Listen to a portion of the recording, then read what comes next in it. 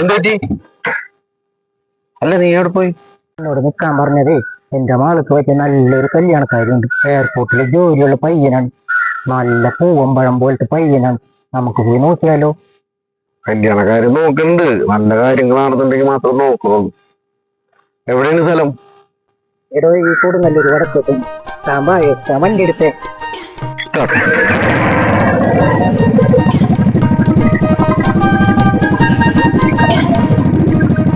നീ വളരെ തിരിഞ്ഞത് ഇത് നിർത്തിക്കോ നിർത്തടോ. ഇതാണ് വീട്. ആടോ നമുക്ക് അവിടെ പോയി സംസാരിക്കും. വീട്ടിലേക്കൊന്നും പോണ്ട. നമുക്ക് ഇവിടെ ഒന്ന് കാണാൻ വേണ്ടിയാണ് വന്നത്.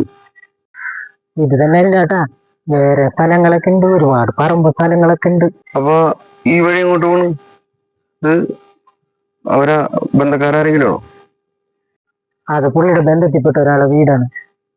അവർക്കുള്ള വഴിയാണ് ഇത്. കാരണം ഓടും വരില്ലേ, പുള്ളിയുടെ ബന്ധത്തിലെ ആളാണ്. കുഴപ്പമില്ല, വീടും പരിസരമൊക്കെ ഓക്കെയാണ്, എല്ലാത്തിലും ഓക്കെയാണ്. വാ താനോട് വാ, ഒരു കാര്യം പറയാൻ.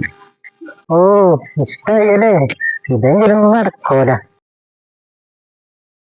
വീടും കാര്യങ്ങളൊക്കെ ഭംഗിയാണ്, നീ ചക്കര കണ്ടാ മതി. പക്ഷെ ഈ കാര്യം നടക്കൂല.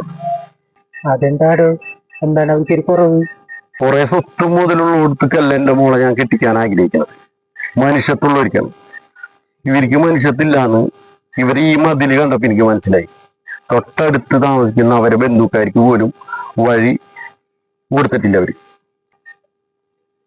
ആ മതിലിന്റെ വളവ് വേണ്ട, ഒരു വണ്ടി വന്ന വളഞ്ഞ് തിരിയാനുള്ള ഒരു വളവ് പോലും അവരിട്ടിട്ടില്ല. അതില് അവരുടെ സ്വഭാവം എനിക്ക് മനസ്സിലായി. ഒരു മനുഷ്യത്വമില്ലാത്തവരാണ്. നമുക്കേ നല്ല മനുഷ്യന്മാരുണ്ടെങ്കിൽ പറ, നമുക്ക് ആ കാര്യം നോക്കാം.